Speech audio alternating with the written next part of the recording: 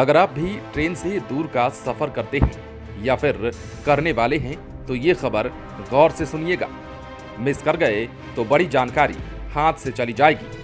Train में ticket के लिए मारामारी यहाँ के लिए कोई नई बात नहीं है, लेकिन ये परेशानी डबल और ट्रिपल तब हो जाती है जब आपके हिस्से की टिकट किसी और को मिल जाती है। बात बिल्कुल सही है, ऐसा ही हो रहा है और करने वाले कोई और नहीं बल्कि दलाली कर रोजी रोटी चलाने वाले लोग हैं।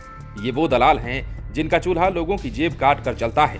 खैर, अब जो हम आपको बताने जा रहे हैं वो भी गौर से सुनिएगा। 2 साल तक कोरोना संक्रमण के कारण शादियों में कम से कम लोग ही शामिल हो रहे थे। पाबंदी होने से लोग आने जाने से परहेज कर रहे थे, लेकिन अब संक्रमण कम होने के बाद लगन और समर वैकेशन में आने जाने का सिलसिला चरम पर है।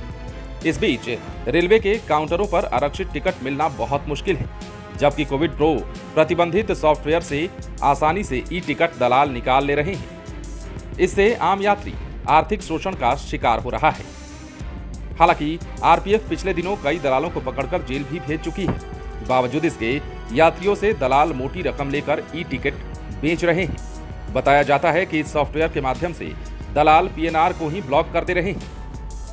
इससे जैसे ही घड़ी की सुई 12 पर जाती है कि एक क्लिक में टिकट कट जाती है, जबकि आरक्षण काउंटर पर 1 से 2 लोगों को ही टिकट मिल पाता है। दलाल एक्सटेंशन का यूज करते हैं।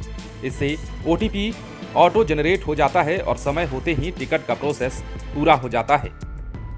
रेड मिर्ची की तरह ही कोविड प्रो सॉफ्टवेयर भी ई टिकट दलालों का नया हथकंडा बना हुआ है।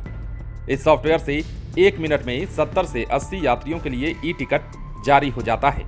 इसी वजह से रेलवे आरक्षण कार्यालयों की तुलना में टिकट दलाल आपको आसानी से आरक्षित टिकट उपलब्ध करा देते हैं। उत्तर बिहार के ई टिकट दलाल कोविड प्रो सॉफ्टवेयर का अधिक इस्तेमाल कर रहे हैं। इससे चंद मिनटों में पूरी ट्रेन का टिकट बुक हो जाता है। अब इस पर लगाम कैसे लगेगा और कौन लगाएगा ये तो पता नहीं, लेकिन ऐसे लोगों के खिलाफ रेलवे शुरू से ही सुस्त रहा है, क्योंकि ये आज की बात नहीं रोज की बात हो गई है और बढ़ती आधुनिकता के दौर में इसके तरीके भी बदल रहे हैं। रेलवे का सुस्त होना फिलहाल यात्रियों को कष्ट दे रहा है। इक्का दुक्का गिरफ्तारी कर खुद की शेखी बघारने से बेहतर तो ये होगा कि ऐसे लोगों के खिलाफ जमकर कार्रवाई हो, ताकि भ्रष्टाचार पर लगाम लगे।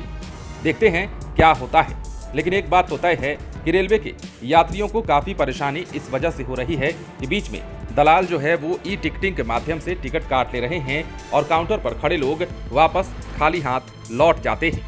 यही कारण है कि रोज यात्रा करने वाले भी और लंबी दूरी की यात्रा करने वाले लोग भी काफी परेशान हैं और बार बार ये गुहार लगा रहे हैं कि ऐसे मीडिएटर्स जो कि बीच में टिकट का खेल करते हैं उनसे छुटकारा दिलाया जाए।